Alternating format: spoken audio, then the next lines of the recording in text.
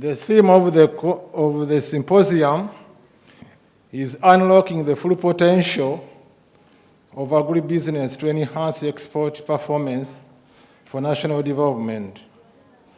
So here I'm making a recap of the presentations and discussions that we engaged in yesterday. So it is a brief summary. In the discussions, especially the opening remarks, it was emphasized that agriculture plays a big role in the economies of both countries.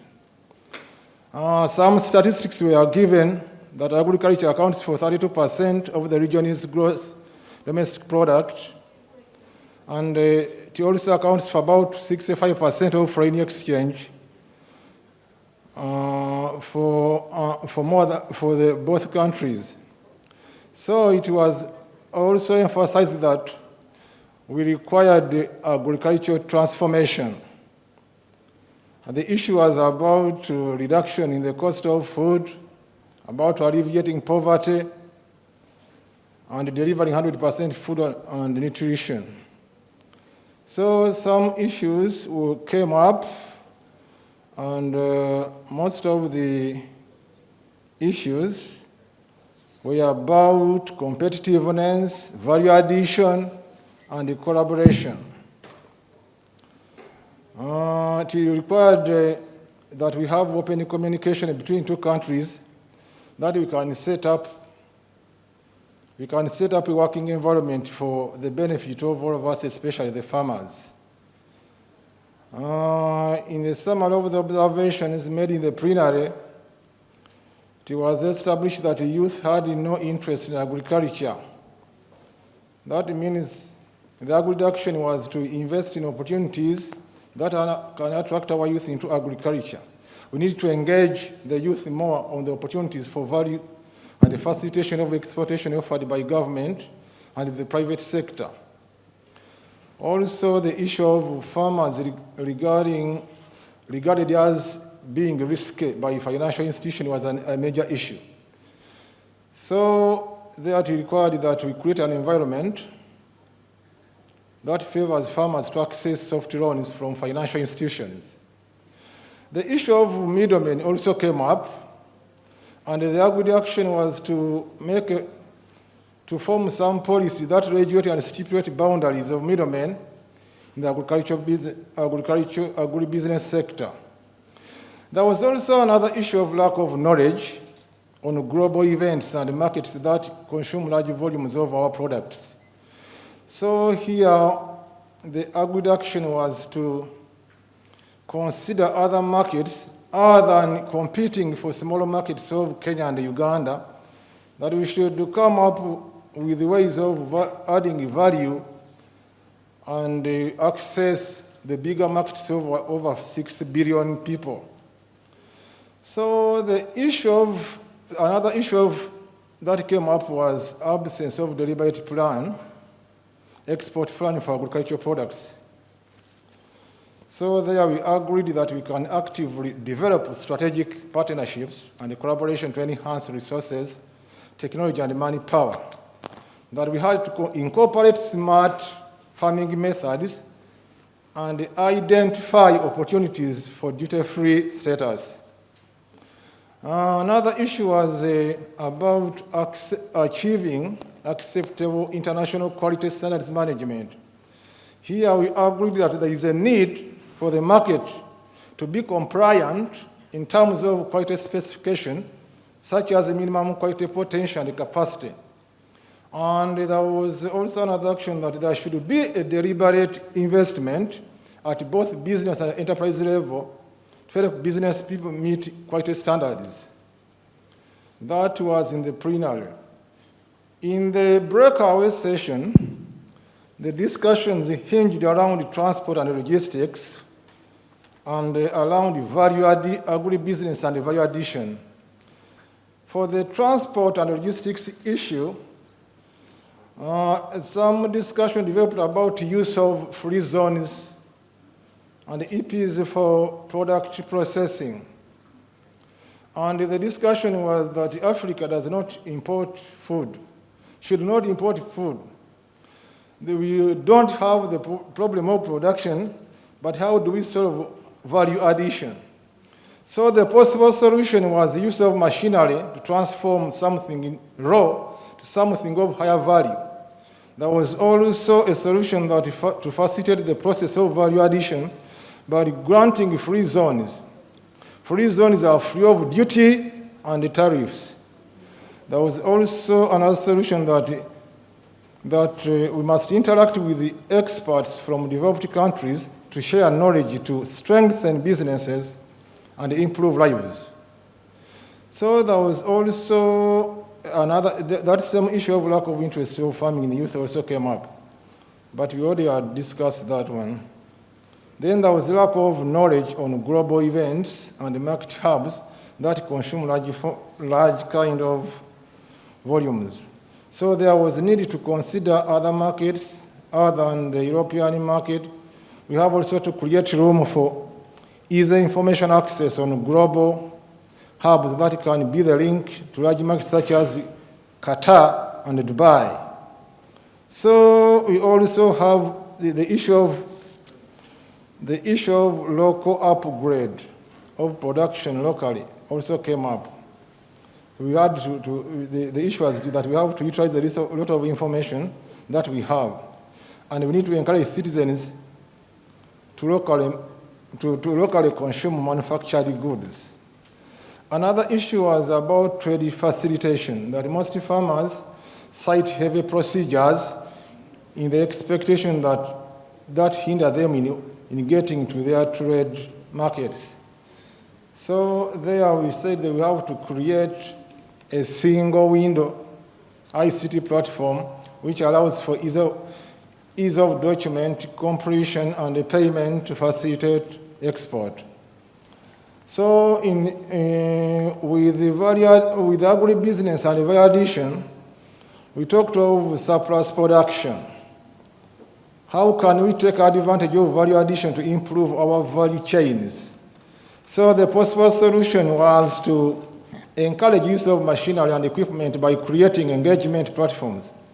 And there was a need to look at cottage industries and not factories, which are capital heavy. Then another issue was about that global trade is about $2 trillion. How can we take advantage of that, yet Africa can only account for 4% of the global agricultural trade, which is too little. So the possible solution was that Africa needs to add value to agricultural commodities that we can be able to compete in the global market. There was also another issue of lack of training in value addition. So it was, we resolved that training at a cottage level is important, and the value addition is not only on production but also on certification, ISO certification, packaging, and branding. And we need to provide the opportunities for skill transfer, as with the experienced farmers. So our friend there of PMU Netherlands, we are offering such opportunities. And lastly, there was the issue of high energy costs and inadequate road infrastructure. The issue was, how do we help our farmers, both micro and macro, to take advantage of the global market? And for whom are we adding value? Because here the issue was that local market, especially tea, we only consume 5%. So we argued that adding value was so important that it will increase profit margins for our farmers. Ladies and gentlemen, that is a recap. Thank you very much. Panel is definitely going to be about existing bilateral investments and interdependency of the Uganda-Kenya agri-based industries. And this one, of course, my co-MC Morris Mugisha is going to be the moderator. And so would like to call upon the panelists who will be on the panel to be able to come and have a seat at the podium. I think we all realize and appreciate that we need, and when you look at our theme, how do we enhance agribusiness between our two countries? I think for starters, that's where we all get started. Otherwise, we are likely to run into all these serious statistics, which would have even checked from Kampala anyway. The world market, the African Continental Free Trade Area, all those are there. But having had an opportunity to serve in the region as a trade facilitation expert for more than 8 years, I would like to request ourselves, friends, that as we gather here today, since yesterday, the private sector, the business community, is very eager to know what have we resolved. Mr. Kidima yesterday raised a pertinent issue. And I think to me, much as I'm representing my Commissioner General, who has not been able to join us, it gives me an opportunity because then I put on his heart, but also bring in the real life experience at the borders as we manage our cargo, crossing the borders. I'll start by giving you an example. At a regional level, in 2004, when we signed the Common Market Protocol, and later implemented it in 2005, it was exciting because what is documented and what is being implemented on the ground.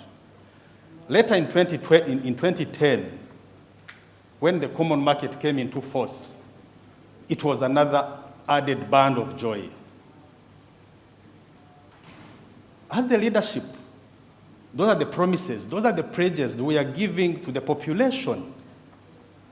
We are exciting the population and telling the population that now you're free to trade freely in the region. I would like to pose a question.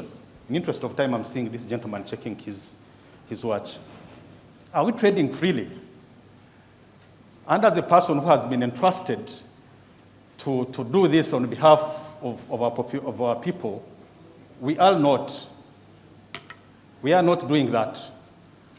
And I think we have discussed a lot on value addition, on modernization, on looking for the huge markets outside the region.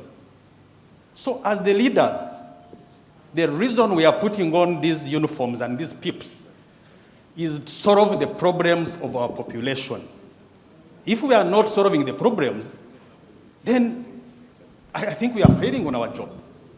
So are we resolving? Because to me, when I hear that the market is circulated, then what do you want us to do? Because the reason we are here is how do we enhance trading together? Yes, we appreciate that, and that's where we are looking. We're excited about the Africa Continental Free Trade Area with that 1.2 billion market, with the GDP of about 3.4 trillion.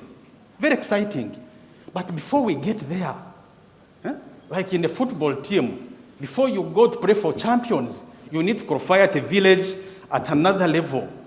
So before we even start thinking of going to play there and export there, what are the things we failed to do at our level?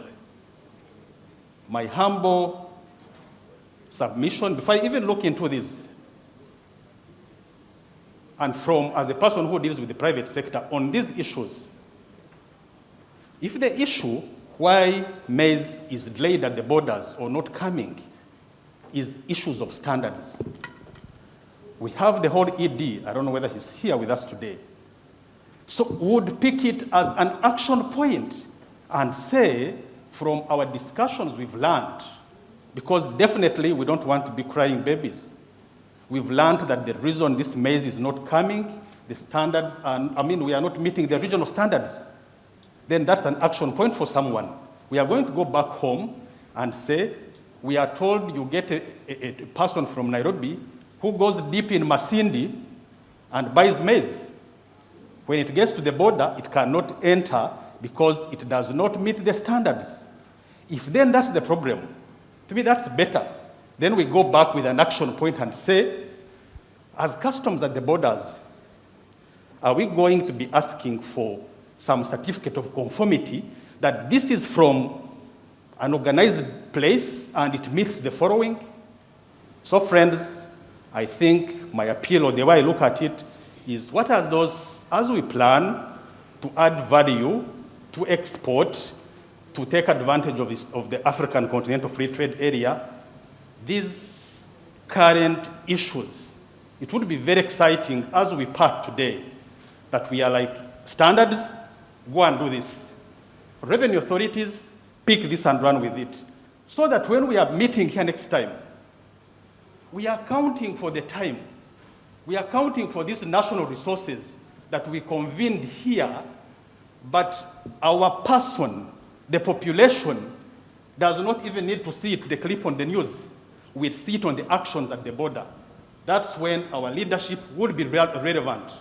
Otherwise, if we don't solve the problems of the society, I'm sorry, we are likely to be irrelevant. We need to work together, support each other. If it's a quality issue, if it's any other standard issue, if there are issues of origin, then we together grow and then face the bigger market.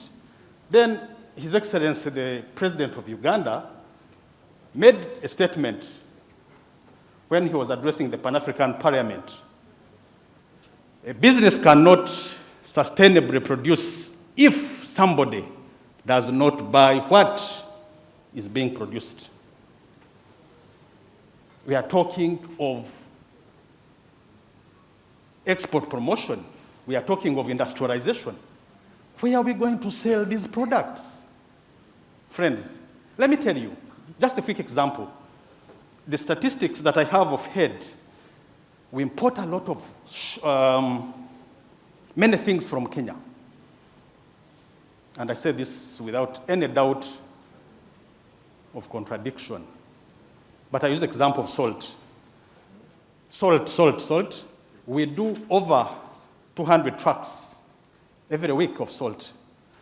Does Uganda have a factory of salt? Yes, we do. But because we are very committed to the rules of the game, we were approached as the management of URA. You see, we've started the factory here, you attracted us here, we have bank loans, but salt is coming in from the region. We said, look here, it is about perfect competition. Because for us, we are in the single customs territory.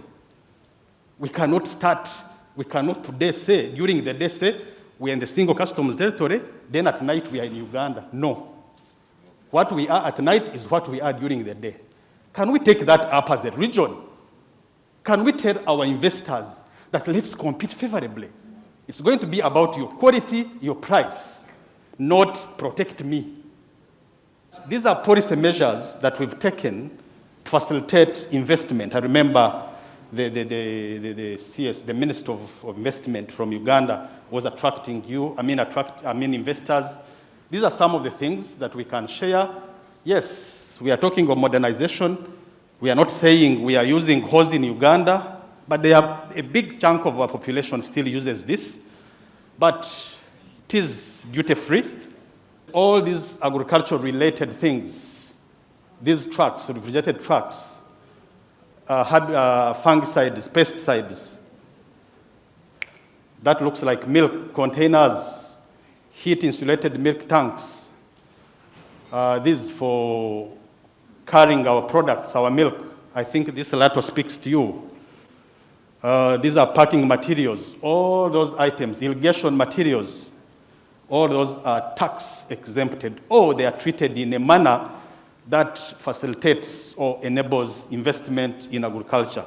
So I'm still optimistic that this matter, if we pick it, it's something that we can address. It will be a different story if we go back and report that the symposium was very successful. Yes, it is, no doubt, but it's successful in some way. It was successful in us accepting that there's a challenge, and we have promised to face it squarely and address it. Before I begin by focusing on the sectors, let us first look at the bigger picture. in terms of what are the existing bilateral investments we have. So when you look at it in terms of the common frameworks we have as EAC, Uganda, Kenya, first we have the EAC market. Then from the EAC market, you go to the COMESA market. Now then you'll have the CFTA. Why I'm raising this, then we have the bilateral investment treaties, where you find individual countries will have bilateral investment treaties that are in force. If you look for an example like Kenya, the ones in force may be around like 19 bilateral investment treaties. Then when you look for Uganda, they're like 15. Now the question why I'm raising this, among these bilateral investment treaties, with exceptions, the one I haven't mentioned like AGOA and the Economic Partnership Agreement, that is the general for EU East Africa. Now, as dynamics change, we see individual countries now looking for how to structure, how they can benefit from the markets. So within now, we have seen UK trying to bilaterally engage with the EAC countries, US trying to do the same. So within that framework, when I come now in terms of where we have invested as EAC between Kenya and Uganda, you'd look at the first sectors, you'll see there are those in services. You see a country that is endowed in services, investing in services. I would give you an example. For goods to move, we must have the basic logistics arrangement. Now the question would be, what makes the logistics to goods to move? One would be the financial system we have, then the distribution systems. Now the question you'd ask yourself, if you are to compare the two economies, who are the powerhouse in the financial system? You'll see some of our banks crossing over. You see KCB, Equity Bank, coming to the side of Uganda. That is on one side. When you go into education, you have seen some of the universities trying to cross over and some of the schools we have. But now when you go into the aspect of agriculture, we'll have some of the millers in terms of the good example I would take one of the owner of our textile industry, the fine spinners, is both Kenya and both in Uganda. And textile is a very strategic sector in the economy. So when you look at it in terms of that, you will see textile, we have a joint investor who is investing in the two countries. That is on one side. When you go into maize, you'll have also joint investments where you have investors going into the farming of maize, then also those who have done a bit of value addition up to the point of animal feeds. One of the issues that we obviously will have to try and address is the whole question of the environment under which we are operating under. Because once you create an enabling environment, then clearly you then see quite a bit of improvement in terms of interdependence. My colleague here has mentioned a couple of sectors which I would have wanted to mention also. But clearly there is clear indication that indeed something is already happening. And what I have in mind is essentially looking at the legal and regulatory environment in both countries, which really should be tweaked in a manner that then supports our abilities to attract investments that cut across the two countries. We need to look at even the policy environment itself. First of all, there's the whole question of the policy environment and the legal and regulatory environment. We need to look at questions to do with the bilateral arrangements that we might have or multilateral arrangements that we might have. For example, we are talking about EAC. Well, you could possibly, yesterday I think there was one area that was brought out very clearly by the CS from Kenya, clearly trying to bring out the fact that a lot of these things will be driven by the market, and the market we need to look beyond what we are currently looking at in terms of what Uganda can bring into Kenya and what Kenya can take into Uganda, but rather look far beyond, and therefore creating, the minute we look at our own environment and make it conducive for us to do business, then we'll be talking about not just doing business here and creating interdependence between us, but creating creating a market for us that goes beyond what we already have here. And then, of course, we have the whole question of issues to do with food security and food safety as really fundamental for us to essentially get that interdependence working. But ultimately, as has been alluded to earlier on, there's quite a bit that we can actually do in terms of allowing investment to get into the agribusiness sector that cuts across both the countries. I'll start off from that point, and I think for me that is really key. Magnus Chebet Nancha, born of the two countries with a great romance of a Kenyan and a Ugandan. Now I want to talk about the romance of the soil. Now the romance of the soil is a beautiful poem made of heart between the soil and the humankind. Just like I was born between the two countries, the love that blossomed between the Ugandan and the Kenyan, so did the soils believe in me and raised a poet that can say this. I am the golden soils that most of you walk on without the knowledge of who I am. I stand amongst you all. You walk past me, but you walk in the wealth of the unknown. Romance me with a djembe and I will feed you. Romance me with a djembe and I will create friendships in tables. Just like the Mother Earth said, if you give me what I deserve, so will I yield what you want. Beneath me raises the waters, raises the yields that you and God can achieve. You need a teacher, you need a doctor, but in everything that you do, you will need me, just like the farmer knows my worth. I will create the ambience of your tables. I will enrich in your pockets, but you do not know me if you do not take kin of who I am. The romance between you and I must become so close that I may enrich in you. Just like an empty stomach is a troubled heart, so am I without you taking precautions. The water that you feed me, the manure that you give me, is the best romance of Romeo and Juliet between me and you as the golden soil. It only stands between you and me that romance can yield.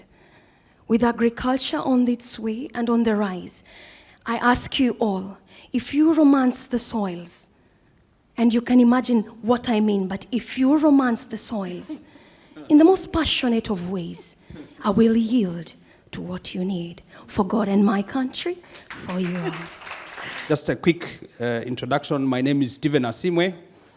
I'm the Director for Policy and Business Development at the Private Sector Foundation of Uganda. For purposes of illustration, we are the KEPSA of Uganda. We represent all the private sector associations ranging from manufacturing, agriculture, oil and gas, trade, ICT, tourism, financial services, education, name it all, except defense. That's an area we don't go into. But everything, business, we are the apex body, and we've been associated with this conference, both in terms of planning, but also in terms of support and publicity. And I want to thank Excellency, the High Commissioner of Uganda to Nairobi, and the Consul General of Uganda to Mombasa for the discussion we've had. So with those very, very few opening remarks, I'll just ask Honorable Bright Ramirama to come and give us the keynote speech, after which we'll then have a discussion on the points that I'll be supporting. But thank you very much, and a round of applause for Honorable Ramirama. When we talk of investment in agribusiness, we should start with the climate. climate in Uganda, we have 2 rainy seasons and 1 dry spell that is recorded. And naturally, we have 2 seasons of crop. But in some parts of the country, we have 3 seasons of crop. Now, with our modern science now, with irrigation, just availing water on the farm for less than 60 days, we are assured of 3 seasons. So, you are sure that we have a very good competitive advantage in agriculture. And the policy direction, our strategic investment plan in the agricultural sector is agro-industrialization based. We have selected 14 commodities, and we are supporting production of these commodities from farm to fork. So that's why we came here with a chain of ministers, everybody responsible for every stage. So the climate of business is very incentive, is very good in Uganda. We boast of numerous incentives from production to post-harvest handling for both crop and animal resources, to post-harvesting, to value addition, and to processing. As Minister of Agriculture, we stop at primary processing. So when we talk of calling you to invest in Uganda, when we are coming here, we want to change the rules of the game. We want to know what is available, the opportunities available in Uganda, what we can do together, and where we can find the markets. So we support production system. We have extension workers. One of the people on the panel are in extension. And we also make sure that we regulate what we produce. We empower the farmers. And we are targeting the parish model, which is the lowest unit of production in our administrative structures of government. So we also provide credit. One of the biggest challenges for agriculture is available cheap credit for farmers, for agro-processors, for post-harvest handlers. And we are moving in to encourage farmers to move together so that they can attract public support. We are looking at cooperative model for both livestock and crop resources. So those Kenyans who want to invest in Uganda, in Uganda, once you have floated a local company and you are invested in agro-processing, you will access this agro-credit. We don't discriminate. For us, we don't have any TB. Even the students, if I may go out of side of agriculture, in Uganda, you don't pay as a foreign student. We are East African, we pay the same. All the Tanzanian students, Kenyan students, South Sudan students, Rwandan students, they are there, same level. So at the end of the day, at the end of my presentation, I will just make some simple statement, but which you must interpret for some people who are not present to understand it, why we are taking some of these routes. So we have also nearness to the raw materials.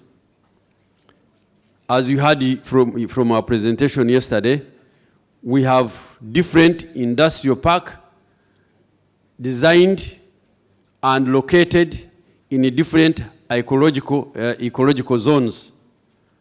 So we have zoned Uganda into different ecological zones, and we have chosen commodity enterprises that we develop in these regions. So when you invest there, you are assured of infrastructure. There must be roads, there is power, and there is water, and there is internet. So what we are doing is that we are moving away at looking at electricity, water as commodities. We are looking at them as utilities to facilitate agro-industrialization. Ladies and gentlemen, distinguished participants, if you put all these together, they make cost of production low. If cost of production is very low, not only do you satisfy your local market, but you can also compete competitively on the global market. If you have the product is cheap, product is of good quality, it matches the standards, then you are home and dry. So that's why, Chairman, I'm eagerly waiting for your delegation in Kampala.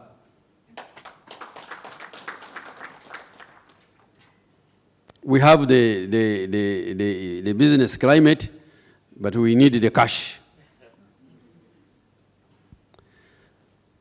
So at another level, I want to talk about, maybe I mentioned the commodities we are promoting. We have coffee, we have tea, we have cocoa, we have cotton, we have dairy, we have fish, we have meat, we have poultry, we have horticulture, we have maize, we have beans, we have sugar. We add on Symposium and the others, but these are major. And we put in public investment very heavily, from research to extension to production systems, post-harvesting, primary processing, and industry. So these commodities, if you want to invest in any of these, we shall show you which area and how much we support you. And before I forget, the organizers of this conference, you should allow Uganda Investment Authority people to have maybe 20 minutes of highlighting the available incentives offered by government, specifically in agro-industrialization. The policy direction. The policy direction is governed by existing legal framework and bilateral agreements and arrangements we have had with our neighbors. So we are driven by the new government policy of agro-industrialization in our NDP 3. And we have different pillars we are addressing in this system. Why are Ugandans? Why is Uganda government allowing Kenya commodities on our market, the same commodities we produce? There are only simple two reasons. And please take the message. Reason number one is that we agreed to cooperate. And we are sticking. If you go on Marava or Tororo, it is only Kenyan trucks taking our goods to Kampala. In my village, I tell you, I come on the border with Tanzania, we border Bukoba. Kenyan trucks, as we talk now, they are ferrying maize and other produce from there. We don't stop them because we signed. Number two is that we don't want to subsidize for inefficiencies in production system at the expense of our consumers.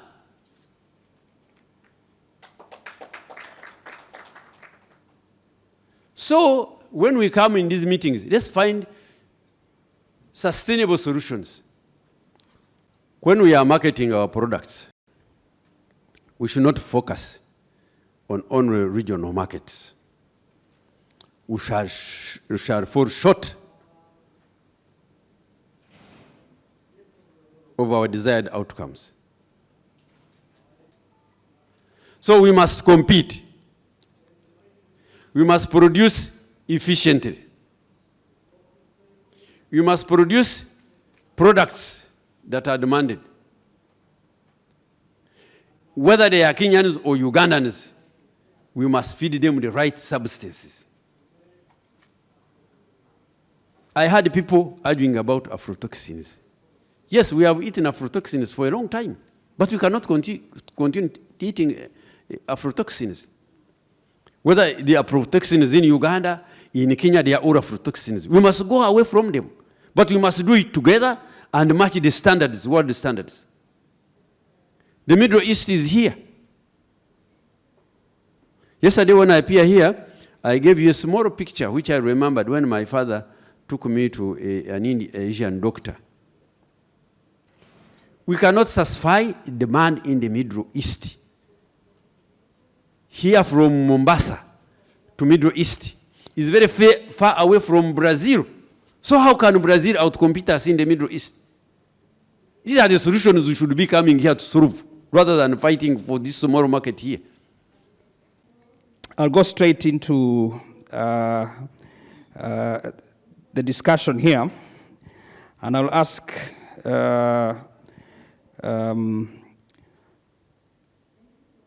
Dr. Sam Mugasi, who's the Executive Director of Uganda's National Agriculture and Advisory Services, to tell us in slightly broader terms what sort of investment opportunities there are. I know that the minister did mention in very almost highlighting the major issues, but Sam is boots on the ground. He's the person in charge of ensuring that the country maps out strategically which areas. Maybe you could just elucidate what are those areas where somebody in the audience and watching us on webinar, what are those places where there's the investment, but also how the institution of government facilitates that investment process, advising really strategically how they can get in. So quickly, Dr. Mugasi. If you look at the 10 most traded commodities globally, at the global stage, coffee is number 2 after oil and gas. Coffee is number 2 on the list of the most traded commodities globally. So if you come to Uganda, your number 1 investment opportunity to think about is coffee. Because of the global opportunities that exist, but also looking at the amount of coffee that we are now producing in Uganda. As we speak now in Uganda, we have reached 7 million bags of coffee per annum. And our target is to reach 20 million bags in the next 5 or so years. So we welcome you to Uganda to invest in the coffee value chain. In Africa, we are now number 1 coffee exporters. And if you look at the economics of coffee, the figures are quite good, and you can't go wrong. Because if you look at the farm gate price today in Uganda, a farmer gets approximately $1.50 per kilo. So if you invest in the coffee value chain, the minister talked about farm to fork. A cup of coffee now is about $3. Each kilo of coffee will give you about 120 cups of coffee, which means 1 kilo of coffee can give you up to $360. Very good and simple mathematics for you if you have to invest in coffee. So coffee, we're inviting investors in the coffee value chain to come and roast our coffees and produce instant coffee. And I think the technology is available, so coffee is the number one for you to consider as an area of investment. We have mobilized our farmers. We have built a robust extension system for coffee. We have improved our quality in terms of quality standards. So you can't go wrong if you come to invest in Uganda in the coffee subsector. The second area where we invite Kenyan investors into the Ugandan agriculture sector is the area of grain. And you know how grain is strategic both to Kenya and Uganda. The grain value chain is so strategic, both for the livestock value chains, but also for human consumption. In Uganda now, we produce approximately 5 million metric tons of maize alone. And you know how maize is strategic in both of our economies, Uganda and Kenya, and I think even Tanzania.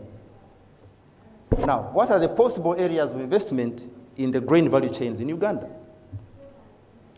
Number one is the grain handling capacity.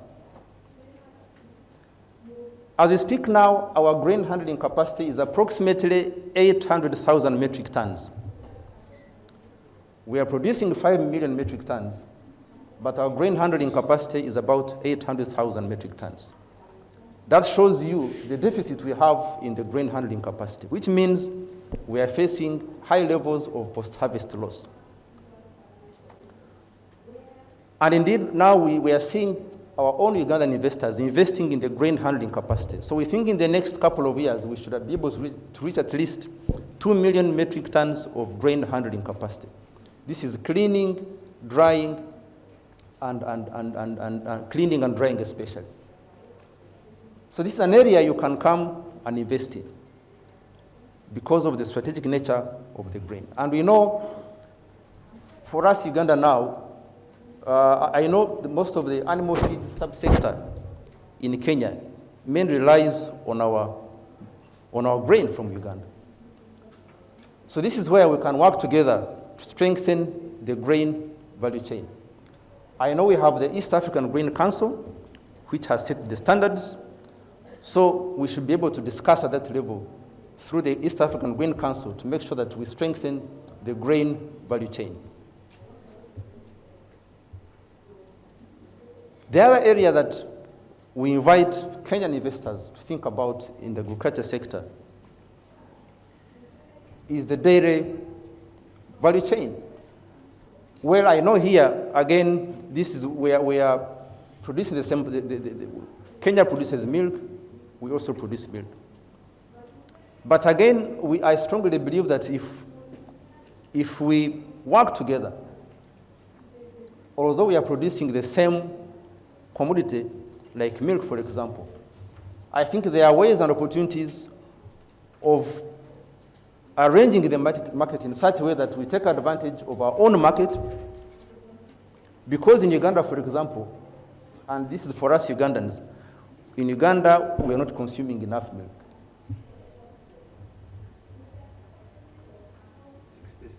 So yeah, the per capita consumption of milk in Uganda is about 63, my minister is informing me, 63 liters per year against the recommended rate by the World Health Organization of 240 liters.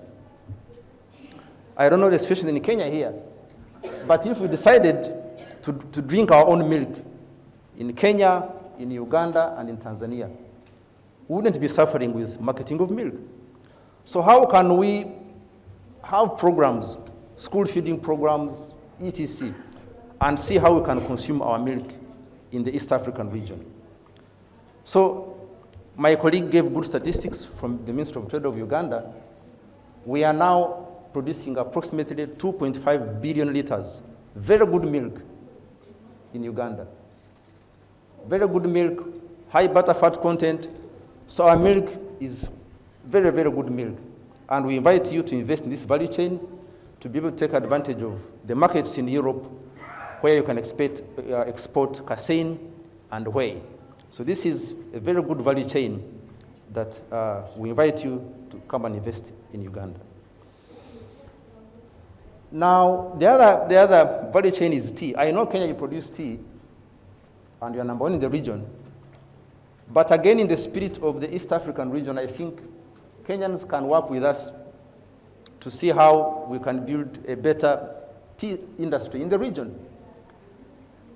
We have worked very hard in Uganda to increase our tea production. We have now reached about between 80 million to 100 million kilograms per year of leaf. As we speak now, production has surpassed the processing capacity in Uganda.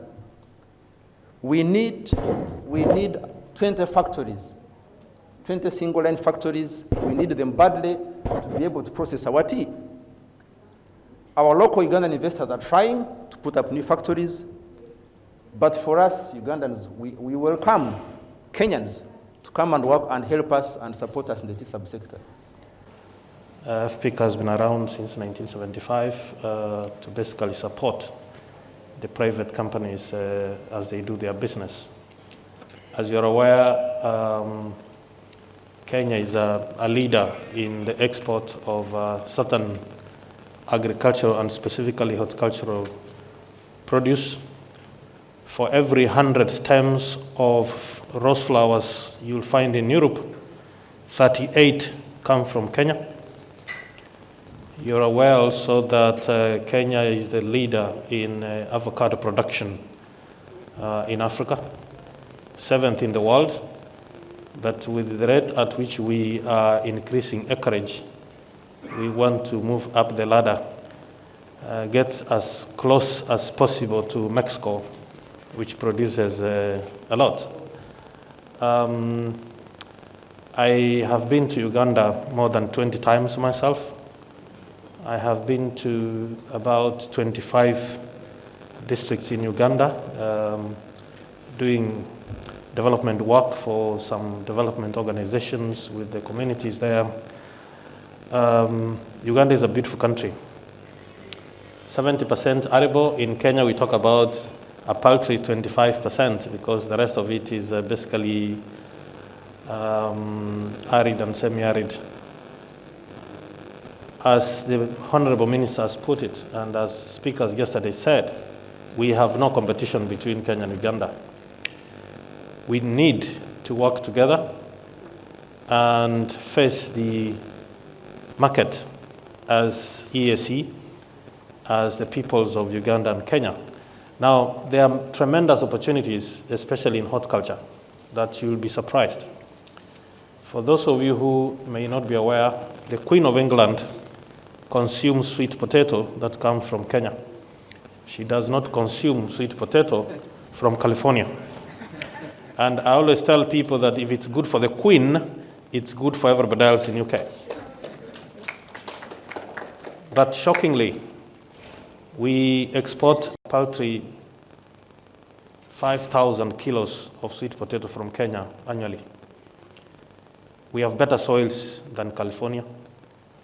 The only trouble is that the consumers of sweet potato in Europe need volume and stability, and that's why they look to the US. So we need to work on our volumes and stability. The United States of America is a large consumer of dried mango.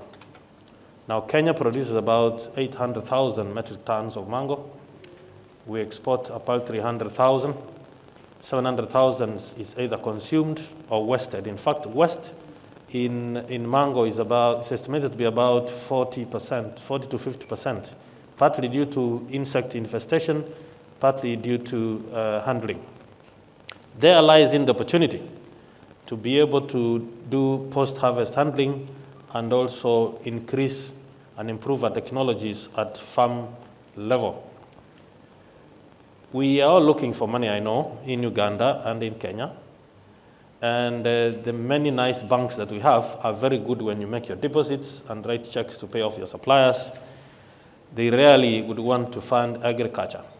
And therein lies the opportunity for us in Kenya and Uganda to work together with the people who have the money. I can tell you, I have been in London, and you smell money as you walk from one street to the other one. There's lots of money in London. There's lots of money in Netherlands. But we need to partner with the financiers in those countries so that they can be able to get money at 2-3% per annum for investment into our agri-business sector. There is opportunity in aggregation, and you'll be surprised. Kenya produces about 1.8 million tons of bananas. I suspect Uganda produces probably slightly over 500,000 tons of bananas. And we just consume matoke, and the rest we let it go. But there are countries in the world, India, and countries in Europe, that are large consumers of bananas. How about if we aggregate our bananas together, use the railway system, use the sea transport system, and get our bananas to the market? For those of you who follow the statistics, Netherlands is the second largest exporter of avocado in the world. How many trees do they have? 0. All they do is get avocado from Kenya, from South Africa, from Peru, from Mexico. They repackage it and sell it. They are the largest exporters of flowers throughout Europe. Flowers that come from Kenya, flowers that come from Ethiopia. We need to look at how we can work together. Companies in Kenya and companies in Uganda form special purpose vehicles, do aggregation and cold storage systems, and we are able to utilize our land, our rail, and our water here in Mombasa to be able to export, to actually re-export what we're able to do. So for me, I think there is opportunity for us in Kenya and our brothers and sisters in Uganda to work together, to leverage on our strengths and on the technologies that we have and our beautiful climate, so that we can increase the volumes of what we do, improve the quality, so that we can continue earning the dollar and the euro. Thank you. I need to swing now to Honorable Tendai Mtana Lewa, who is a very influential person here in Mombasa. You are working on resilience. You're looking at business, you're looking at livestock, you're looking at fisheries. What is it that you're doing, and how can we work together? Mombasa is the entry and exit of Uganda's imports and exports. We use this port for literally everything, but we are also, as a country, Uganda, is also land-linked. Our neighbors, DRC, Southern Sudan, we do, as you've already had, a lot of agricultural production. So we can aggregate our portfolios in terms of establishing good markets, infrastructure. What sort of lessons can you give us, first from your experience, but in terms of way forward, how can we integrate this discussion so that we have a meaningful business enterprise? Over to you, Honorable. If we're really going to be talking about what's possible in terms of Africa, the first thing we're going to need to do, especially when it comes to our food systems, is we're going to need to deliberately do away with our borders. Those borders are not ours. And unfortunately, it has given us, and I'm going to be, hopefully, if you allow me to speak freely, if we are not in defense of our own nationalism, especially when we talk of Africa, and if we're not in defense of our own sovereignty, then the conversation that we're having here today will actually be practical in the interest of both investment, industry, and trade. For the very simple reason that what it will allow is it will allow migration, the opportunity to travel, the opportunity to see the best of what we have as a continent, and through the relationships and the food systems that we have, as my brother here has just mentioned, allow us to aggregate in and out of what we traditionally in our own little countries call seasons, where when there is a global market that is in demand of avocados, or is in demand of moringa, or in demand of cashew nut, or in demand of coconut, is actually deliberately able to be serviced by an East African portfolio of agroecological zones and climates that are able to provide sustainability, not just for ourselves, but globally. So that what we would then have in what we call our embassies, high commissions, ministries of trade at a national level is a conversation that facilitates what I began to speak about yesterday as the subnational ecosystems where agriculture actually happens. Now in Kenya, we call them counties. And that's what today I sit here as a representation of, not just as Mombasa, that's a gateway, but 47 agroecological zones that have the opportunity to partner, twin with those in Uganda, and ensure that what we're able then to do is to create unique brands of commodities that we need. And as the minister has eloquently described, what we're then able to do is we're able to take advantage of shelf space, whether in our own local neighborhoods or whether we are taking it at a national level or at a regional level. Mombasa also happens to be the only currently multimodal county. Multimodal in the sense that it has an international port, it has an international airport, it has a regional northern corridor, and it now has a rail network that opens up into Uganda and that's looking to expand into Ethiopia and into Southern Sudan. And that's why I emphasize again, what Mombasa brings to the table is a definition that what His Excellency the Governor said yesterday, the true definition of what we mean by business. And so what we're able to do is share our experiences and in my sense be a little bit more prophetic here. Mombasa currently, as a county government, is engaging with primarily 3 markets, which is the Scandinavian countries, the American markets, and the GCC. And our industrial park, which is currently waiting the approval of the Special Economic Zone certification, alongside the Dongukundu Special Economic Zone, will provide investment. And allow me to speak on the investment side to differentiate it from trade. And I think this is where the rubber meets the road in some of the things that I spoke about yesterday, where if we're talking about the factors of production as a region, then there's going to be need for us to start talking about the subject of the single currency. The single currency that allows then us as a region to be able to trade with a monetary policy that allows our farmers to buy the bananas from Uganda, allows the investors who have the capital in Uganda to buy our cashew nuts in a single currency, enable them to be able to add value in a single currency, which means the financial sector, of which today we see banks, both Kenyan, Ugandan, African, Nigerian, Ghanaian, investing in our own countries. What we need to be able to see is a structure that allows those factors of production to be able to make the Mombasa Industrial Park active, not just for Mombasa. When we set up our 200 acres in Miritini, what we are looking for is we are looking for East African investors who know that what we are looking for to aggregate, and I can share with you some of the numbers as I close, in primarily 5 key value chains. One is in the area of cuniculture, which is rabbit. 2, eggs. 3, horticulture, which includes your vegetables and your peppers and your fruits. You have chilies, you have cashew nuts, you have coconuts, and lastly, one of the most valuable global products is moringa.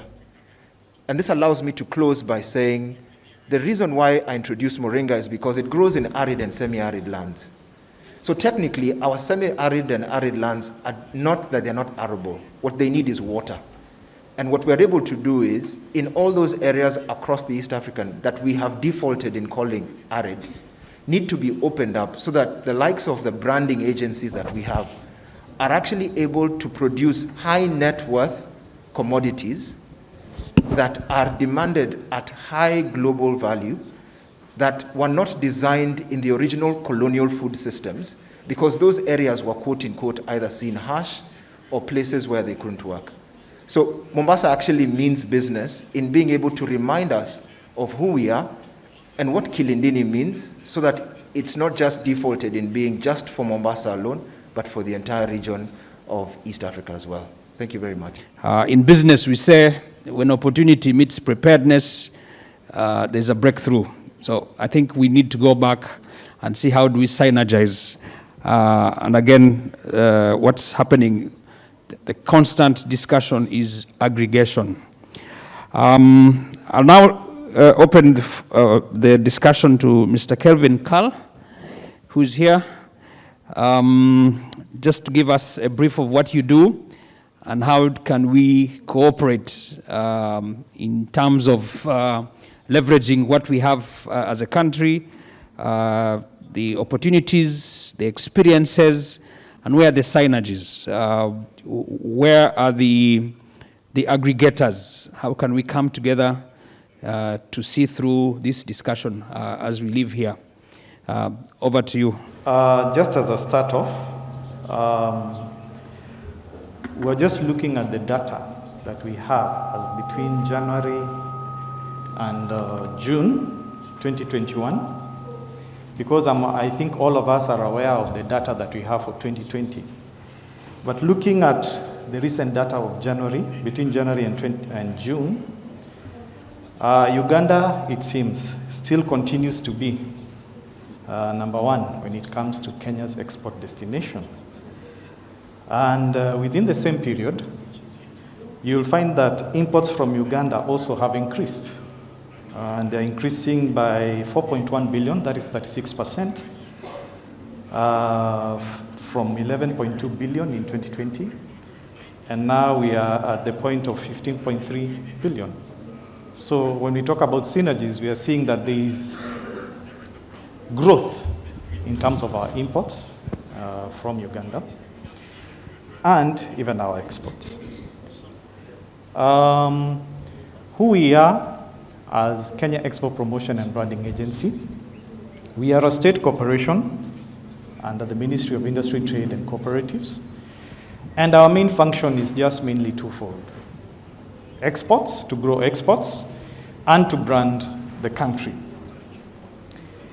When we go to the regional scale, the regional aspect of where we are as a region, I believe that all of us are aware of this program that is supposed to help investments for both countries to be able to not only export to the EAC region, but also the EU. We have what we call the EU EAC markup program, which is looking at developing the capacities of enterprises, specifically SMEs, within specific sectors, and we're looking at avocado, cocoa, coffee, spices, tea, and horticulture. And I believe maybe there are those within Mombasa who have gone through this program, and it has been successful to date.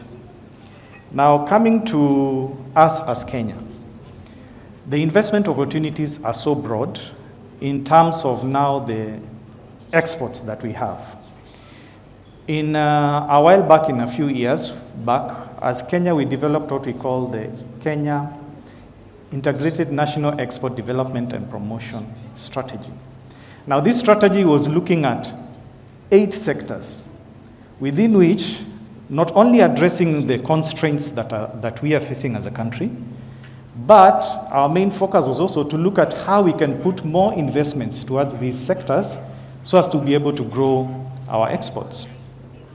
And one of the key sectors that was raised within this strategy document is the agriculture sector. Now, the agriculture sector is the number one that drives. Of course, we have services on the other side, but the agriculture sector is the number one key driver. And under agriculture, we are looking at horticulture, cut flowers.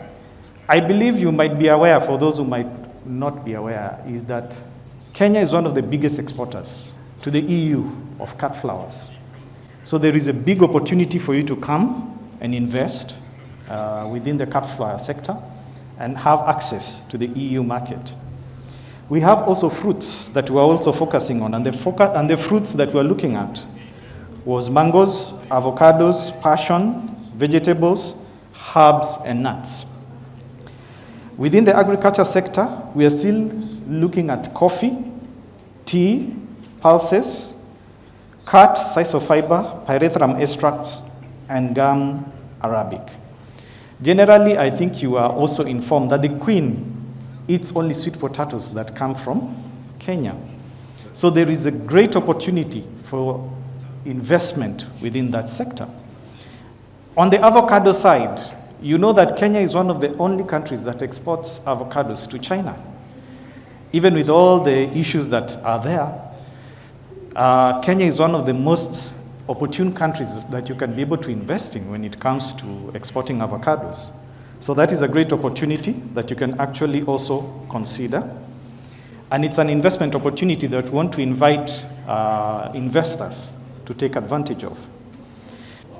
Other than that, when it comes to information, I think all of us are aware in terms of ITC has come up with good market analysis tools that we can actually take advantage of, both of us as countries.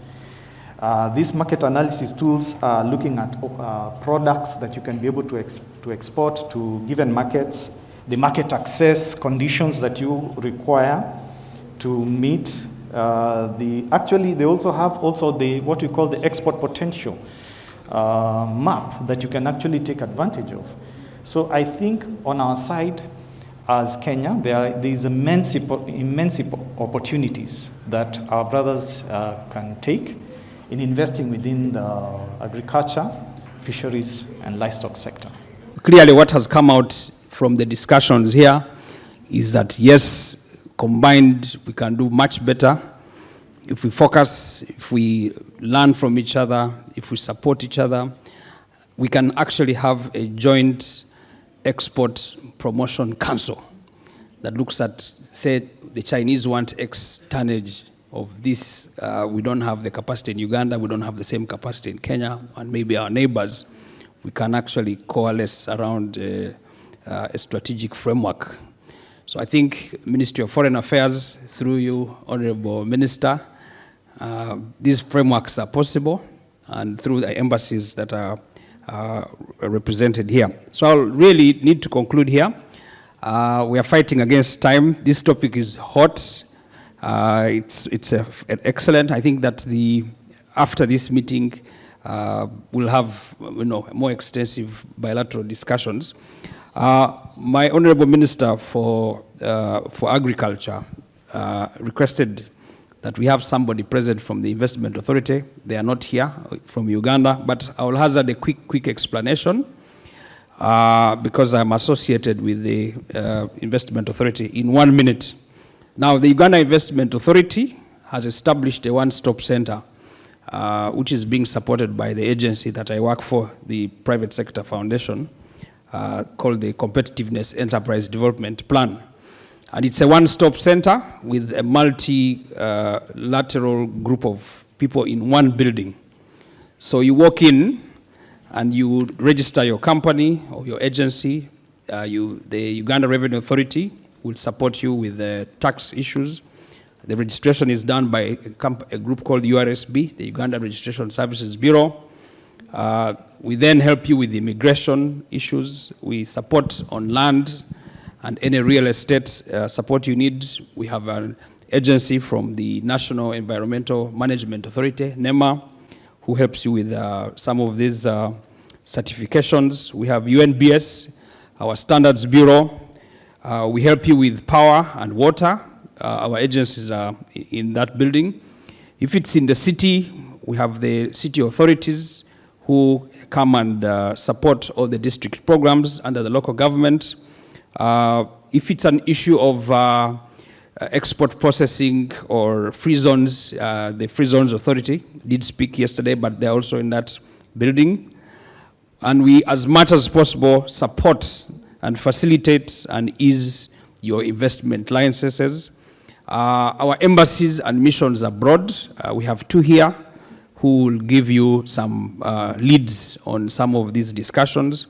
So clearly, the Uganda Investment Authority is a versatile institution, and now in less or not even a day, you can actually have your investment license ready because it's a one-stop center. So with those few remarks, I would like you to please give our team, very eminent debaters, a big round of applause, and to now hand over to Maurice and crew. We'll have Zakaria Cheriot say something. He's representing the acting director from KCB after they do the signing. The signing is actually going on. We can just clap for the team, the Chamber of Commerce and KCB for this.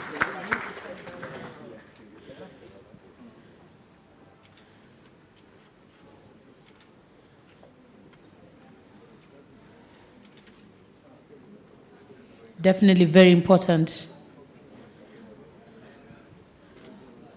And after this, you can definitely see KCB and see the opportunities that are there also for value addition. So just to make sure that everything is okay. I'm pleased and honored to join you this afternoon for this brief signing ceremony as we formalize our partnership, which heralds a number of business opportunities for our members in this country and beyond. This initiative is a milestone that strengthens our long working history with the Chamber of Commerce and Industry. Over the years, we've enjoyed mutual beneficial arrangement, not just here in Mombasa, but with other chapters across the country. Today, we are happy to further deepen the relationship we have with the Mombasa chapter. Over the past years, the cost of doing business in Kenya, and indeed across the world, has been steep for most businesses. Staying open under the public health protocols and disrupted supply chain has raised operational costs and even drove some entrepreneurs out of business. Unfortunately, the tough operating environment has largely borne by small businesses, with most of them struggling with cash flows. Small businesses are an essential part of our economy, yet they are often financially fragile. With little cash on hand or resources to buffer even a minor financial shock, in the throes of the sweeping disruption caused by the pandemic, these businesses around the country have closed temporarily. Many have ongoing business and little or no revenue and face the prospect that they may never reopen. As KCB, we are creating a way forward for these businesses, which include agribusinesses, to reopen, recover, and grow. We believe through strategic partnerships with players like the chambers, we can synergize and develop targeted solutions that will create a difference in how they operate. This deal will basically accelerate the provision of credit to members.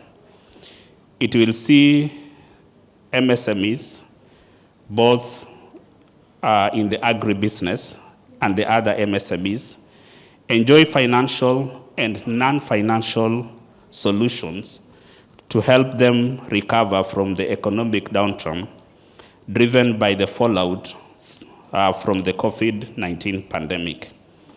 Beyond this credit line, members of the KNCCI Mombasa chapter will also enjoy non-financial solutions, including advisory, networking opportunities, training, and favorable loan terms. As you may know, such partnerships are not new to us. KCB Bank has been paying close attention to business access to finance for many years. Every year, we have convened a panel of small businesses to better understand the issues they face. We also speak with businesses through our various liaison programs like Biashara Club. A consistent and ongoing theme is that businesses, especially small enterprises, find it a challenge to access finance. Today, we are here to change the trend and open our doors for businesses seeking to grow.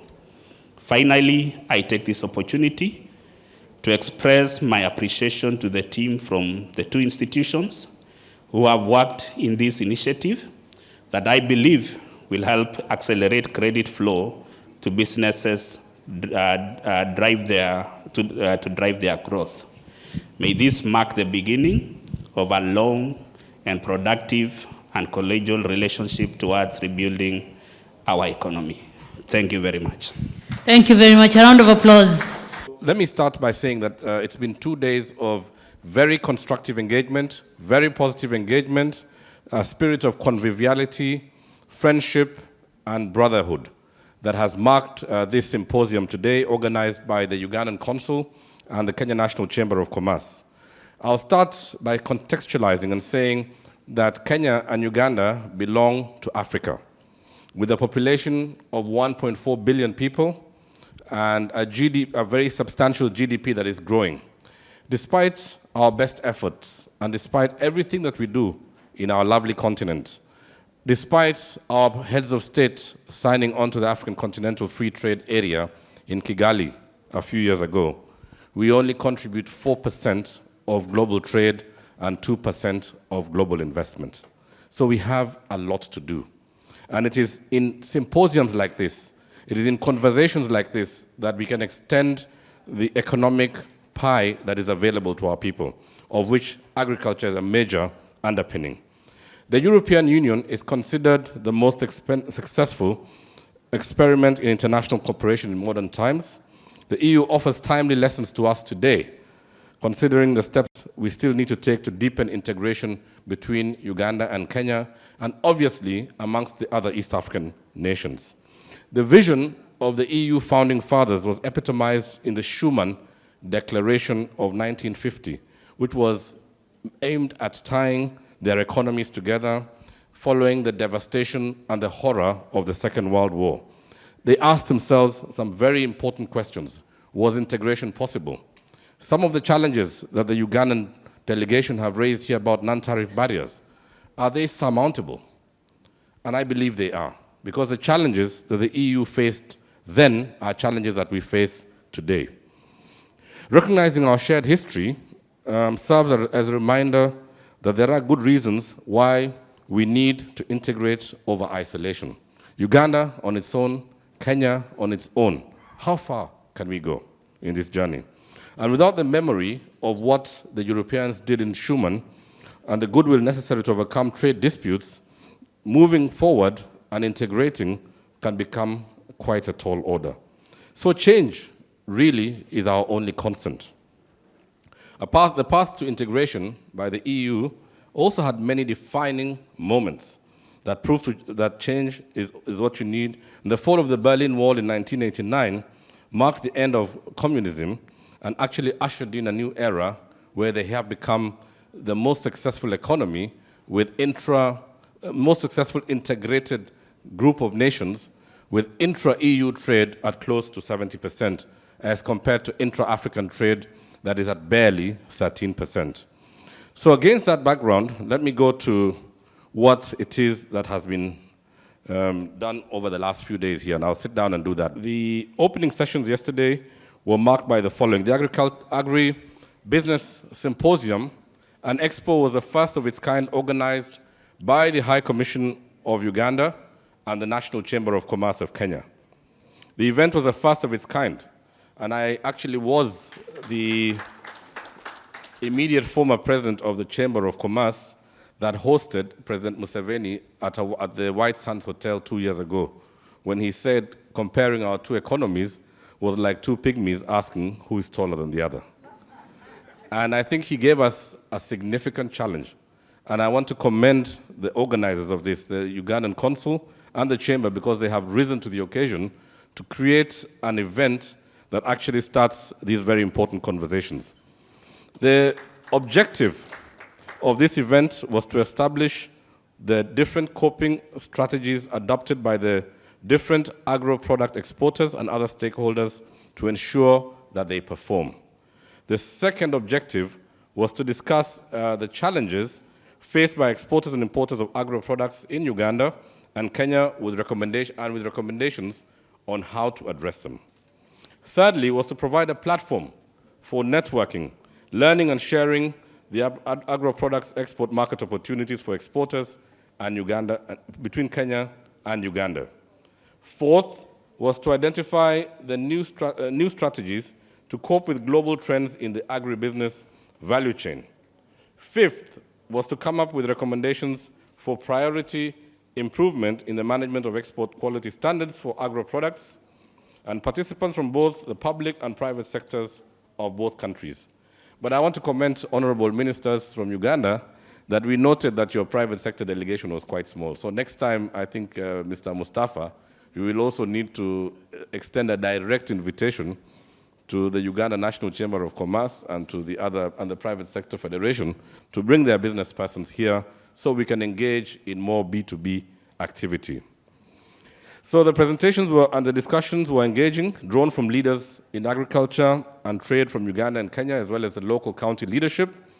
And the purpose of this report is therefore to summarize the main points that were highlighted yesterday. Today's conversations have been pretty straightforward. We've all been in the room. But I want to share briefly what was discussed, what were the highlights of yesterday's interventions. The meeting began with the chairman of the Chamber of KNCCI Mombasa, welcoming you all to Mombasa, and he highlighted the important role that agriculture plays in the economy of both our countries. He mentioned that agriculture accounts for 32% of the region's GDP and employs about 80% of its labor force. Agriculture also accounts for about 65% of foreign exchange earnings and contributes more than 50% of raw materials to the industrial sector. However, the EAC has been experiencing a decline in agricultural yields due to droughts, and we have a severe drought in northern Kenya today, ecosystem degradation, trade barriers, which has been a major point, as well as conflicts. The chairman also emphasized solutions we found in agricultural transformation. He added that successful agricultural transformation focusing on farming households, providing better incomes to their homes. He also appealed to both governments to work on eliminating NTBs, and that has been a key salient advocacy point by the Chamber of Commerce over the last 10 years. I think we have raised our voice many times, and we will continue to raise our voice on non-tariff barriers, because we believe as a Chamber of Commerce in the movement, free movement of goods, services, and human beings. The General Council of Uganda also welcomed participants to the Agribusiness Symposium and echoed the importance of agriculture in the two countries. He mentioned that according to the NRM's manifesto for 2021 and 26, the government of Uganda is committed to investing in and supporting the private sector, and particularly in agro-industry. And I want to say to the Ugandan delegation, we believe you, because even the size and the complement of your delegation, Honorable Minister, shows the seriousness that you place on this very important aspect.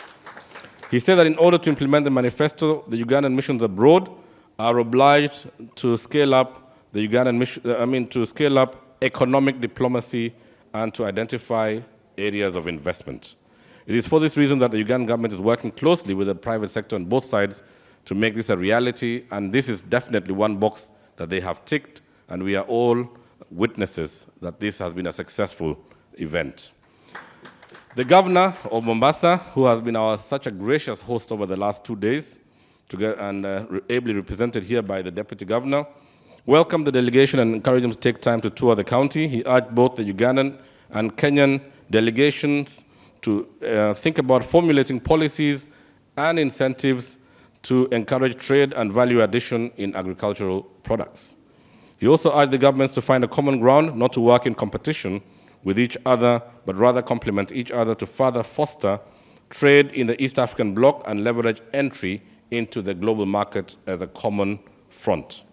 He mentioned that Mombasa being the port, it is a hub that ensures that both countries have access to the rest of the world. And finally, he urged the participants to openly dialogue and find practical and conclusive solutions to the problems in the bilateral trade between Kenya and Uganda when he officially welcomed this delegation. But I want to remind you that he also said you should spend your per diem. That's why we are giving you the afternoon today. The Ugandan High Commissioner mentioned that his team held a retreat to do a SWOT analysis on the Ugandan situation in Kenya. And the retreat revealed that economic diplomacy and not political diplomacy was to be given center stage. And I think that has been demonstrated in this activity. And the Minister of State for Investments in Uganda encouraged Kenyan investors to invest in Uganda. She cited the investment code and pointed out that incentives available to Kenyan investors included free land in any of their 25 gazetted business parks, free duty on importation of technology and/or advanced machinery, and the government would also urge Ugandans to purchase products from Kenyan investors. She commended KCB for offering low interest rates to Ugandan coffee farmers. And I think, if I remember well, Mr. Mustafa offered to lead a delegation soon, and Mr. Mustafa, I offered to be part of your delegation. The Deputy Secretary General of EAC thanked the Ugandan consulate for the invitation and stated that he was representing the Secretary General of the EAC. He indicated that agribusiness in the entire EAC contributed between 25 to 42% of GDP in this region.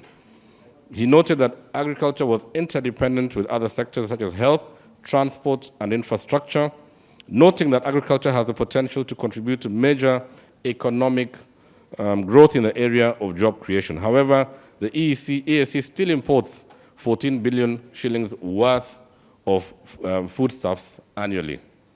And he also added that the region has been on the decline in trade volumes due to the pandemic, and trade facilitation is one of the pillars of East Africa's integration, and the East Africa's common external tariff gives prominence to agri-commodities. Under review is a simplified trade regime which is aimed at small traders who transact small volumes under the value of $2,000 from paying duties. The Minister of Trade, Industry and Cooperatives of Uganda reiterated that Kenya and Uganda are strong economic partners, where both depend on each other and their strategic export markets. He encouraged Kenyans to increase their imports of goods, and he mentioned that since the start of the EAC Customs Union in 2005, bilateral trade between the two countries has increased tremendously. But I think as a business person, I know that the greater increase has been in Uganda's side exporting to Kenya, but we welcome a more balanced trade regime, and I think it's healthy, and it provides us a good platform to grow trade and investment between our two countries. Now, finally, yesterday, the CS Ministry of Industrialization, Trade and Enterprise Development, Betty Minor, who was our chief guest, also took the platform of highlighting that open communication between our two countries allows for trade challenges to be addressed. She stressed that basic agriculture was no longer the way forward, hence the need for value addition. She stated that both domestic markets are not enough, and there is a need to broaden our search for additional international markets. She encouraged the Ugandan delegates to take advantage of the SGR our great strategic train network, and the ICD Naivasha in transporting their agricultural goods and products. And she hoped that the symposium will establish new business relationships that are targeted at the larger global market. I believe that a few months ago, our President Uhuru Kenyatta extended some land concessions to Ugandan government in Naivasha for the re-export of goods. So in summary, these are the observations that were made yesterday. And the challenges that were highlighted included, for example, youth being disinterested in agriculture. And there is a proposed solution that we need to look for ways of attracting youth by creating more value chains and more interesting ways for them to participate in agriculture. Farming was also regarded as a risky venture by most financial institutions, and there is a need to also engage with the financial sector to provide better funding, longer-term funding for agriculture.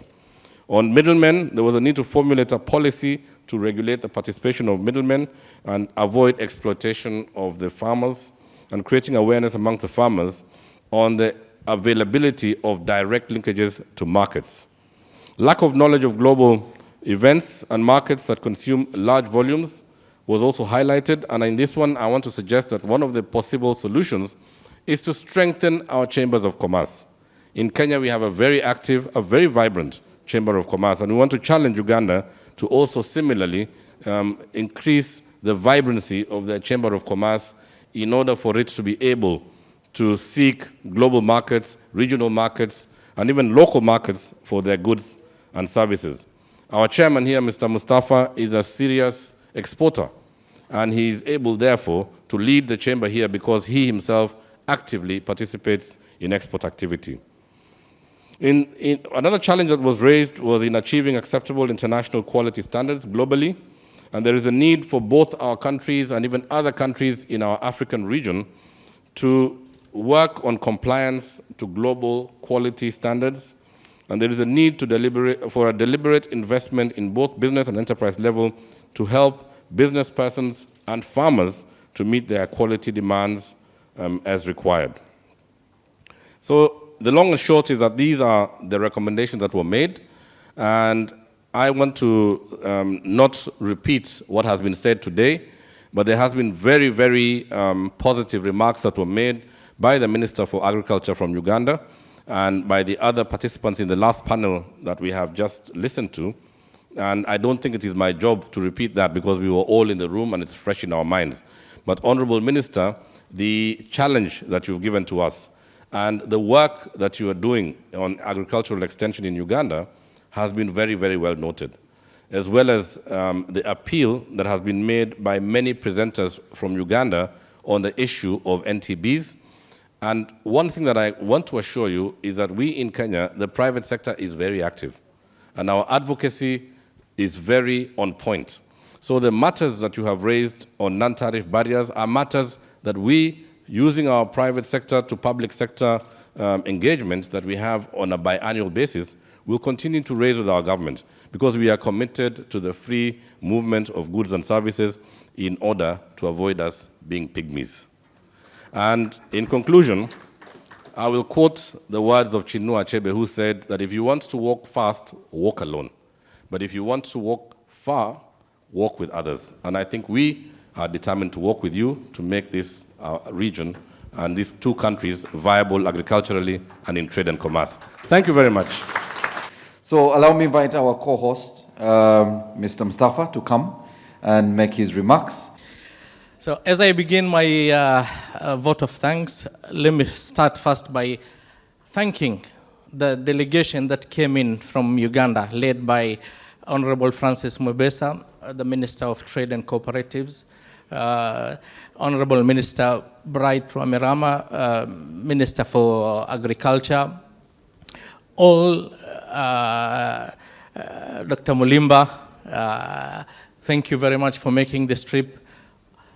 All the heads of the parliamentary committees, the other delegates from Uganda, thank you very much for making this trip and honoring us with your presence in Mombasa.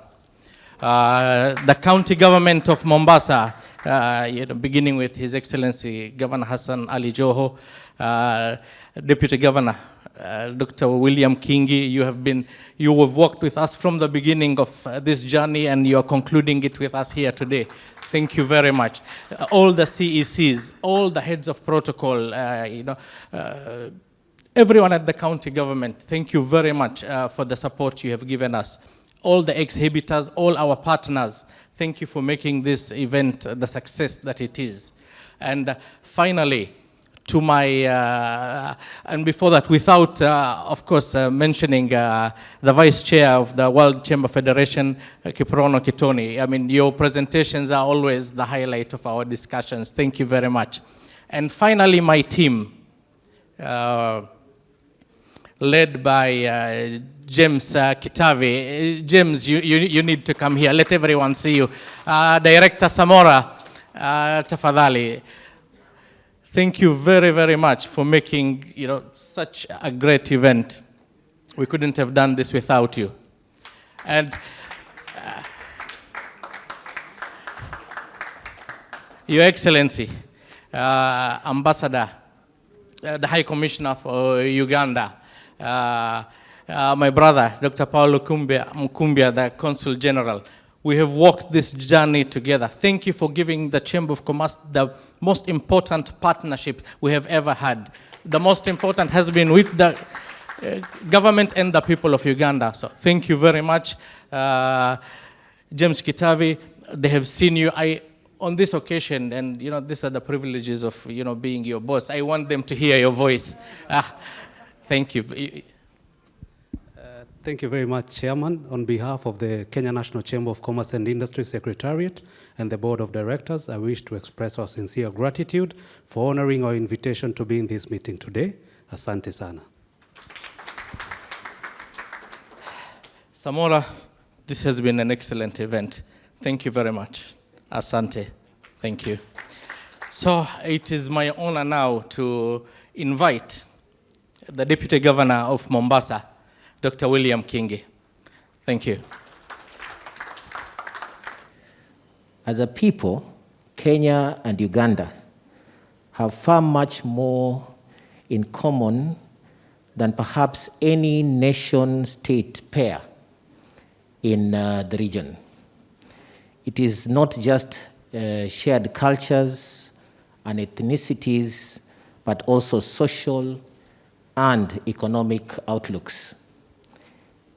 In days go by, when trade and other barriers attempted to lock the natural flow of goods, people, and services, whole markets cropped up along the common border to serve these needs away from the prying eyes of government. Chepkobe was famous for this parallel system, otherwise known as Magendo. The Magendo markets only emphasized one thing: the common destiny of the people of Uganda and Kenya. The boda sector evolved out of this illicit trade. Fortunately, we have come a long way from the days of Chepkobe, Soko, La Magendo. Now we have a more streamlined trading system governed by treaty and focused leadership keen on removing barriers to trade and the movement of people and capital. The East African Community Common External Tariff under the guise of the East African Community Customs Union is a major step towards the economic unification of the region. The evolution of the new East African Community following the collapse of the original community in 1977 has been slow. However, whereas the original East African Community was underwritten by the optimism of our founding fathers, Julius Nyerere, Milton Obote, and Jomo Kenyatta, the new East African community is founded on the realities of life in a global world. It calls for more tenuous negotiation and a scientific approach to issues.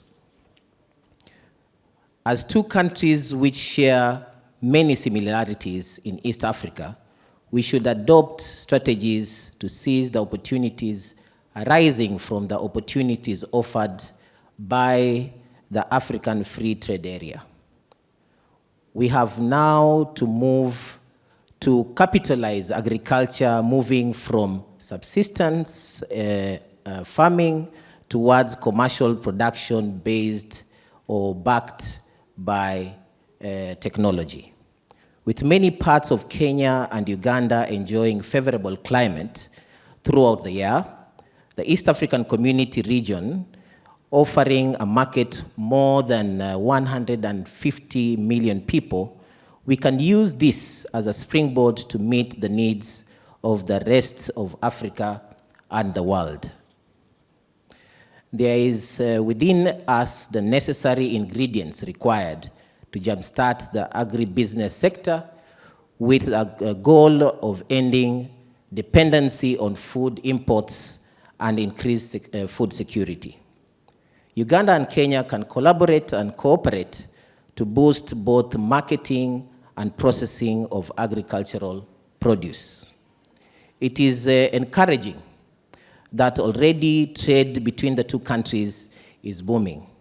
Increased processing capacity in both countries will not only expand the reach of traded goods, but also spur investment in agricultural production. Through business-to-business cooperation, we can compound our produce on ongoing transmission to other parts of Africa and the world, as currently is happening with coffee and the tea sector. It is evident that the private sector will lead the way towards the economic integration of the two countries. It is my expectation that the contacts made during this symposium and the opportunities revealed and discussed will lead to higher investment in the two countries. I hope you will seize the opportunity to establish new markets for your goods. Mombasa sits on a strategic location with linkages to the entire Kenyan coast and a market of more than 4 million people. We are also not very far from the northern province of Tanzania. We therefore have space for investment to serve the market of millions along the Swahili coast, stretching from Kismayu to the northern Mozambique. Ladies and gentlemen, I challenge you to look beyond your present markets and needs in order to capitalize on the needs of the increasing, sophisticated, and growing Africa. I really want to congratulate all the organizers of this symposium. It is indeed a successful symposium. So let's give a clap to those ones who have helped organize this symposium. I really also want to thank the delegation from Uganda for choosing Mombasa as the venue for this symposium. We will always be your brothers and sisters, and we look forward for more engagement in business between Kenya and Uganda. With those few remarks, I'd like to take this opportunity to invite Waziri, the Minister, Mr. John Bulemba, to come and address us. Thank you very much. Permit me to start with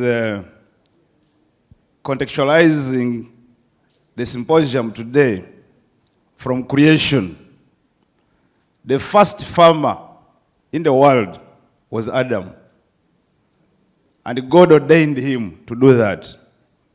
If you look at the scriptures, in Genesis chapter 2, from verse 15 to 20. And I know when I talk about the Old Testament, here we meet both denominations, the Muslims and Christians.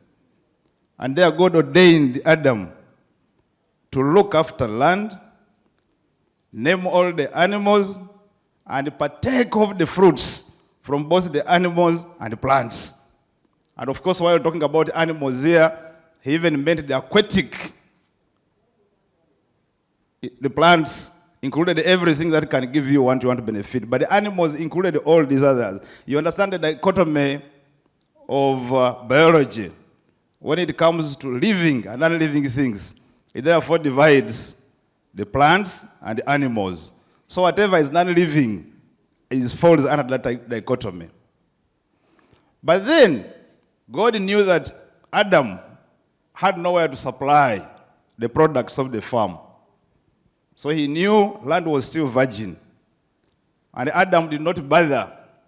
He only consumed what he partook from the garden. Over time, the New Testament came in. In the book of Ecclesiastes, chapter 11 and verse 4, it tells you that God rewards only those who commit considerable efforts in what they do. Meaning, we the generations who came after him, we now have to do what he was ordained to do better. And that's the notion of agribusiness. And agribusiness here, we start from land management, inputs, production, processing and manufacturing, and finally, we go to market access. Yesterday, somebody talked about why Mombasa. And it's exactly that, why Mombasa was chosen. You know, even the colonialists, when they came here, they looked at the whole of the area of interest. And in 1896, they felt like they should tap from the interior. And where did they want to tap? They wanted to tap from Uganda.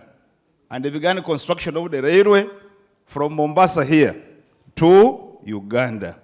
It ended up being called the Ugandan Railway. What was their intention? To tap from the hinterland of Uganda. Therefore, the choice of the organizers putting this symposium and exhibition in Mombasa wasn't by mistake, but followed in the footsteps of those who designed that this is a very strategic location for agribusiness. Mombasa is very strategic for the whole of East Africa. And that's why our being here is not accidental, very deliberate, and I want to thank the organizers for selecting Mombasa. The other day we took a visit to the warehouses where we are doing the packaging and blending. We've had here information that our tea from Uganda does not fetch very good returns. The tea from Rwanda and Kenya is well above that one of ours. But now, those who understand agribusiness here in Mombasa, they pick it, they do the blending in order to conform the demands of the world market. And then we get there. But I think we have picked lessons. When we go back, we shall try to do what it takes to have our tea also get those levels. Ladies and gentlemen, in the last 2 days, we have delved into the issues that affect both countries and which are of mutual benefit. In all the discussions we have had, we have noted a very important role that the private sector plays and the mandate of our governments to provide a conducive atmosphere for private sector to do business. Indeed, providing a conducive environment for private sector to do business is not a favor. It's a duty that we must fulfill because private sector is the engine. Even as we grapple with the policy formulation, it would be a mistake for those of us who sit in the rooms formulated policy to ignore private sector. That is the surest way to the scene of confusion and anarchy. It's therefore very imperative that we admit to pick information from the private sector actors into policy formulation. in order to provide a conducive environment to unlock the potential of agribusiness in order to enhance export for our national development. We all acknowledge the very close and excellent relations that do exist between Kenya and Uganda. Some people have rightly described it as a special relationship. We are aware the regular exchanges that happen between the leadership of two countries. Right from the highest level of government, we must exploit full potential of these very close political ties for mutual benefit of our peoples. The symposium we have had over the past 2 days is only one of the several fora that we use to discuss issues of mutual interest and concern. Among others, we also have joint ministerial commissions that sit every 2 years. The inaugural session of the JMC was held in March in 2019 in Nairobi. The JMC was followed by a very successful state visit to Kenya by His Excellency Yoweri Museveni. The state visit took place here in Mombasa. During the JMC and the state visit, a number of issues to promote our bilateral relations were discussed and agreed upon. In December 2019, the Minister of Foreign Affairs of Uganda hosted a midterm review meeting to assess the status of implementation of decisions of the first JMC. In April this year, we also had a ministerial visit to Uganda that discussed a number of trade-related issues. Later this year, Uganda is planning to host the second JMC in Kampala, which is slated to happen probably in October 2021. I have highlighted the above bilateral engagements to illustrate the fact that the two countries are in regular contact and have been continuously engaging on matters that affect them. What we need to ensure is that we implement the agreements and decisions that we make during such engagements.